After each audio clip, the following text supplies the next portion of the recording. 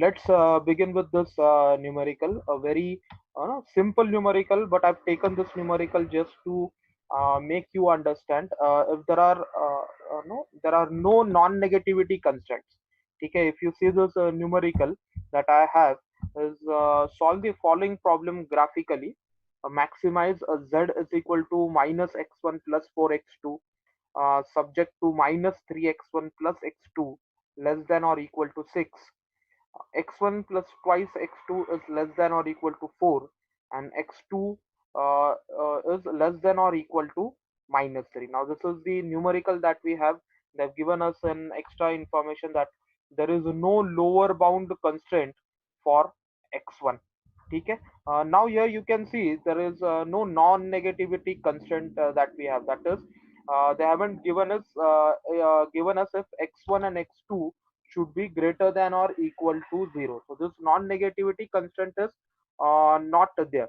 No, even this particular problem can be solved with the help of the graphical method, as we have only two variables, that is x1 and x2, right? But this is the normal numerical that they have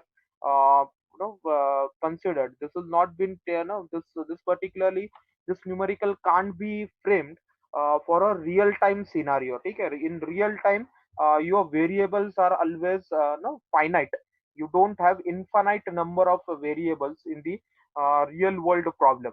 So this is a non real world problem, but just to make you aware, even if we do not have any non negativity constraint, then also we can solve it with the help of the graphical method. So no, very simple.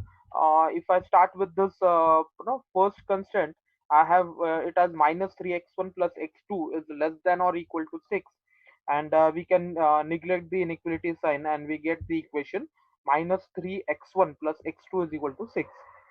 No, now the regular solving procedure, put x1 is equal to 0, we get x2 is equal to 6, put x2 is equal to 0, and we'll be getting x1 as minus 2. So we have no, two coordinates for a constraint line, 0 comma 6 and minus 2 comma 0. Similarly, we have second constraint as x1 plus x twice of x2 is less than or equal to 4.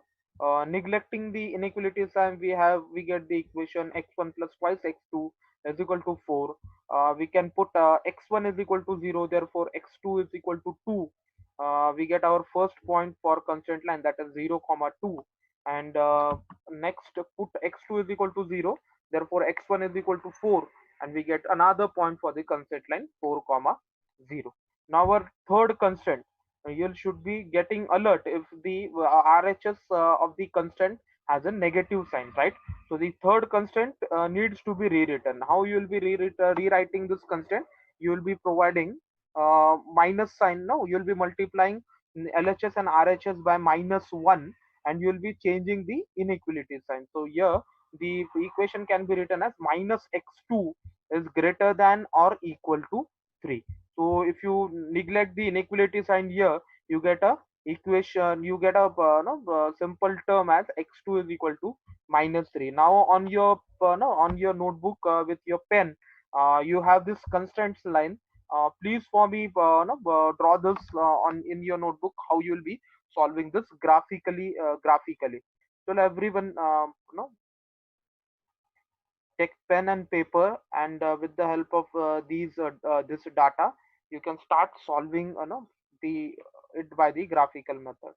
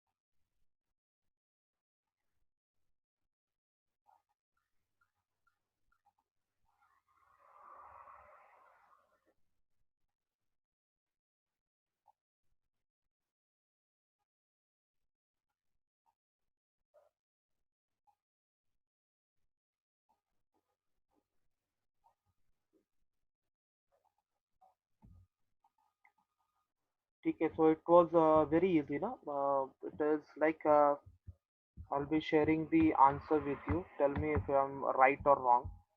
This is the graph that you can get. Is it so? Yes, sir. Yes. Right. So now, Yes. yeah, very importantly, you should be able to mark the feasible region. Now they have told us that no, there is no non-negativity constraint that we have. So here the feasible region is lying both in your what you can say is the second quadrant and third quadrant. Now see this, I was not able to know because of the space restriction. This line which was of x1 plus x2 is less than or equal to 4. This particular line may extend, and that may get intersected with a line which is minus x2 greater than or equal to 3.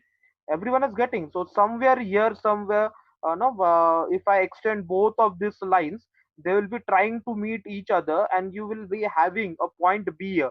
So I have written this particular point B. So like this particular line has intersected this line of x2 minus x2 is greater than or equal to 3. Similarly, this your line will also intersect somewhere at minus x2 is greater than or equal to 3. So let's take that particular point as B.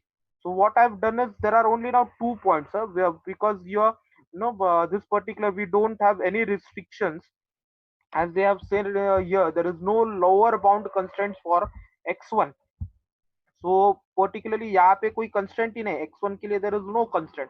So this particular line can extend and it can get intersected to form a point B. So there are 2 points in the feasible region which can be said as the vertex, as this is an unbounded feasible region. So here it will be A, and somewhere here where the lines are intersecting, there will be a point B. We can find the coordinates of both of these vertices. So A and B are the vertices of the region. Firstly, the coordinate of A can be found out by solving the equation. So these two equations can be solved. Minus 3x1 plus x2 less than or equal to 6. And another equation that we have is minus x2 greater than or equal to 3. So these are the two lines we have. Those are getting intersected, and we'll be getting the coordinate of A as minus 3 comma minus 3, right? Also now the coordinates of B can be found out. We don't know where this will be getting intersecting, but definitely we can find out because these two lines are involved. We know the equations, and we can find out the coordinates of B point as well. So if you try and solve this, you'll be getting the coordinate of B point as 10 comma minus 3. Now you have 2 points, A minus 3 minus 3 and B 10 minus 3. You can find out the value of objective function for this point A and B. If we go on and find out the value of the objective function at A, so z at A comes out to be minus 9, and z at B comes out to be minus 22. Now you should understand the objective function that has been given to us is maximize z. So you'll have to take the maximum value, right? Now maximum value between minus 9 and minus 2, as both of this objective function values are negative, you have to select maximum among this. So now don't be in hurry, or uh, don't be mistaken to take this minus 22 as a maximum value. When we follow a negative, no, when we follow the values in the negative region, the low the max the value with a the lower value with a negative sign is the higher value in comparison to the higher value with a negative sign. So here the z at A comes out to be minus 9 is equal to z max, for x1 is equal to minus 3, and x2 is for x1 is equal to minus 3 and x2 is equal to minus 3. So this finishes your no this finishes your numerical. So this was just to make you aware that even the non-negativity numericals can be solved with the help of the graphical method. But the restriction is that you must have only two variables in the objective functions and the constraint.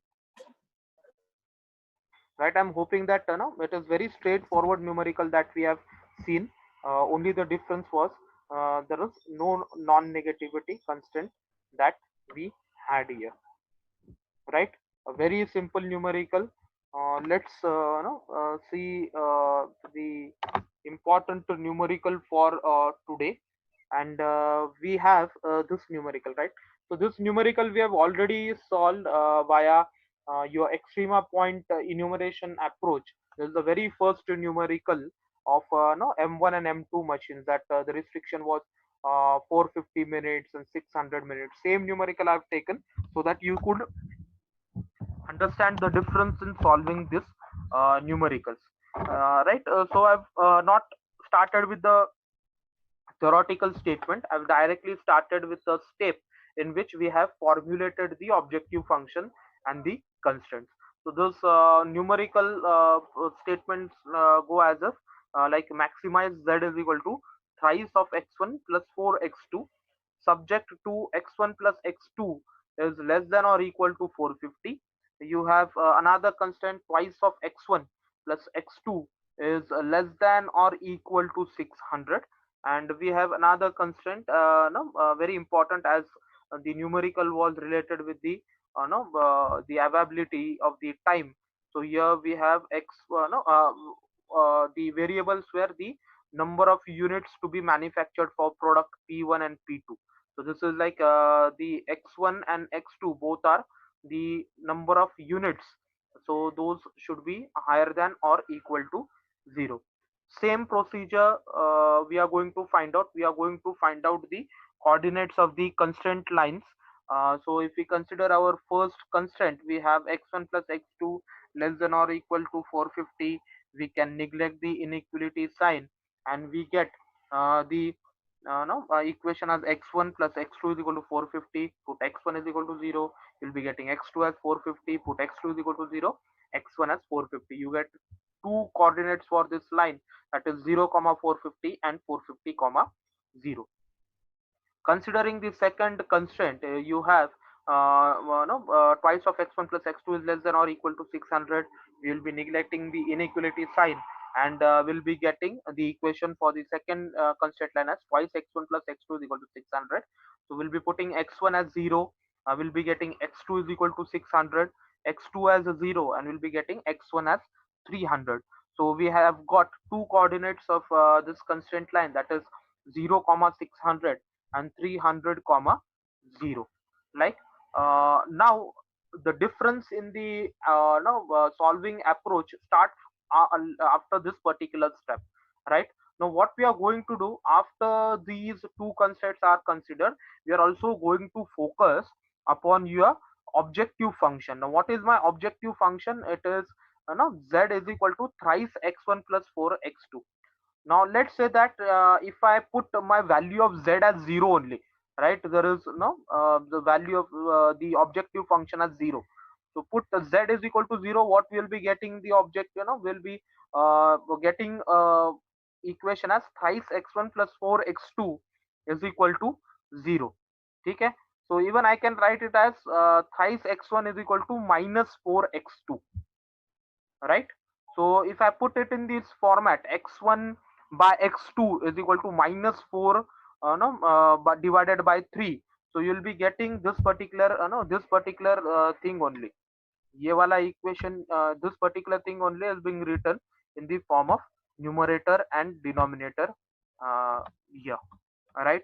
So if you do the cross multiplication, you will be getting thrice of x1 is equal to minus 4x2. So this is put in the form of numerator and denominator. The next step that we are going to do is to make this graph, right? So up till here we have seen only one no, change that we have seen is the we are also going to put the value of z as 0, and we are going to no, find out what are the what is the x1 and x2 in the form of numerator and denominator for the objective function. Now after that we are going to draw this graph. The graph is same as of your extrema point enumeration approach, in which you have taken x1 and x2 on the different axes, and you have no, drawn the constraint line. So we have drawn the constraint line for our first constraint, that is x1 plus x2 is less than or 450, where we had this point as 0 comma 450, and here it is 450 comma 0. Second constraint line we have drawn, twice of x1 plus x2 is less than or equal to 600. We have 0 comma 600 as our first point, and later we had 300 comma 0 as our this point, second point. So we have drawn a line. Now no, these arrows are very very important. You should remember, if there is a less than or equal to sign in your constraint, the area below the constraint line is to be taken into consideration. So if we have to if we have to identify the feasible region, so these arrows help us a lot. And to satisfy both of these constraint lines, the feasible region that we get is the no this hashed portion or hashed region that I have shown here. Till now I think there shouldn't be any doubt, because this is the same thing that we are repeating. Now what we have to do is we have to go for an isoprofit function line approach, right? So हम लोगों को क्या करना है, हमको ये वाला line draw करना है पहले, आइसोप्रोफिट ना फंक्शन लाइन, ये वाला लाइन हमको ड्रॉ करना है। तो कैसे ड्रॉ करेंगे, राइट? तो अभी हम लोग को क्या मिला है, particularly x1 upon x2 is equal to -4 upon 3. So for x1 what we are going to do is, for x1 we are going to take -4 units on the negative side. तो negative side of x1 क्या है मेरा, ये वाला reason है, right? यहाँ पे मैं क्या करूंगा, -4 यूनिट्स में क्या करूंगा, ट्रेवल करूंगा। मैं -4 यूनिट्स क्यों बोल रहा हूँ, इट कैन बी एनीथिंग, मतलब अभी यहाँ पे -4 यूनिट्स मतलब क्या, यहाँ पे मैंने क्या किया, अगर आप लोग देखोगे तो ये बाकी के ग्राफ मैंने जो ड्रॉ किया उसमें मैं ज्यादा कुछ ये नहीं करता था, मतलब ना आई पर्टिकुलरली वोंट बी जब ये मतलब ये वाला रीजन मेरा और ये वाला गैप और ये वाला गैप मेरा ये सेम हो, ये ज्यादातर मेरी कोशिश थी, पर मैं कुछ स्केल से वगैरह नहीं करता था। पर यहाँ पे मैंने देखो, पर्टिकुलरली अगर आप लोग देखोगे कि ये वाला मैंने जो ये लिया है नो गैप, और ये वाला gap I particularly kept it same for both the axes, because this particular numerical requires the isoprofit line to be drawn. So -4 units I have to go in the x1 direction. So -4 units I can draw, like 1, 2, 3, and 4 in this particular direction I can go. And after I reach -4 units here, for x2 I have to go 3 units. Now this 3 is what it is positive, so it should travel in this upward direction, right? So my particularly like ये -4 इधर तक आ गया, और -4 reach होने के बाद मैं क्या करूंगा, यहाँ पे -3 ऊपर की तरफ जाऊंगा, -3 units I will B moving in upward direction. Let's see how this particular looks. So here you can see I have traveled -4 units here, ठीक है, and I have traveled after reaching -4 I have traveled -3 here, ठीक है। Now this particular there will be this particular lines will be formed, I have shown in with the help of dotted. तो ये वाला dotted line होगा और ये वाला dotted line होगा। अगर ये वाला इसका अगर मैं एक third side of this particular triangle अगर मैं ड्रॉ करूँ, no you can say it as an hypotenuse. तो अगर मैं हाइपोटेनस ड्रॉ करता हूँ तो that particular line happens to be 3x1 + 4x2 = 0, ठीक है। ये वाला लाइन मतलब क्या हो गया, मेरा मेरा आइसोप्रॉफिट लाइन हो गया, particularly this no not an isoprofit line, it is called as a zero profit line, because here your objective function was to maximize the profit and you had made this objective function 0. So for z is equal to 0 you have got this dotted line, and that happens to be my zero profit line. Now particularly you will be requiring a roller scale for this. So what I will be taking, I will be taking the roller scale, and for the roller scale I will be taking the orientation for my roller scale as thrice of x1 + 4x2 as 0. तो मैं क्या करने वाला हूँ, ये जो मेरा line है डॉटेड लाइन, ये मैं रोलर स्केल के ऊपर ऐसा स्लोप, जो भी स्लोप है इस लाइन का वो स्लोप में मेरे रोलर स्केल में लेने वाला हूँ। Now what I will be doing is I will be sliding this particular line through all the vertices of my feasible region. तो ए वाले इसमें से तो मैं प्रॉफिट, ये वाले इसमें से तो मैं गया हूँ यहाँ पे, दैट इज ओके। तो मैं वही डॉटेड लाइन में क्या करने वाला हूँ, I will be going through B point also. So I have just slided this particular dotted line, and the slope I have maintained in my roller scale, and I have made to pass it, no, I have made to pass it through my B point, right? Even I will be making it pass through my C point. Here you can see there are two different lines here. So this particular above line passes through my B point, the below line passes through my C point. Even the line has to pass through your D point as well, right? So I'll be no, sliding the roller scale, taking the slope of this no, zero profit line, and I'll be also drawing the dotted line which pass through D. Now what this iso profit line approach tells is that the line that is farthest from the origin, he can now no, particularly make your attention to this particular explanation. The line 3x1 plus 4x2 is equal to 0 is slided and passed through the vertex of the feasible region. Like the line farthest from the origin is taken into the consideration. As this is the maximization problem, the line that is farthest from the, no, from the origin is taken into the consideration. So the coordinates across that particular point will yield max profit. तो अगर मैं ये वाला line अगर मैं slide करना चालू कर दिया, तो मेरा कौन सा वाला सबसे जो ना, तो कौन सा वाला लाइन मेरा सबसे दूर है ओरिजिन से, तो ये वाला जो लाइन है ऊपर का लाइन, ये वाले रीजन में ये दो लाइन्स है, ये दो लाइन्स में से जो ये ऊपर वाला जो लाइन है which is passing through B point is my farthest line from this origin point. ठीक है, if I consider, so this particular, the line dotted line passing through B point is farthest from this particular point of origin, and that particular point according to this isoprofit no, isoprofit line approach is the farthest point, and it is the optimal solution for this numerical. Now what we were now what now what should be the next step in this particular numerical? So I won't be finding out the z values for A, I won't be finding out the z value for C, I won't be finding out the z value for D.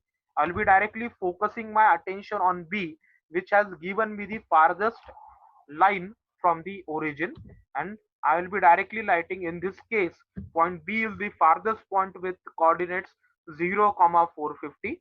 Therefore, Z at B comes out to be 1800, which is the Z max value for x1 is equal to 0 and x2 is equal to 450.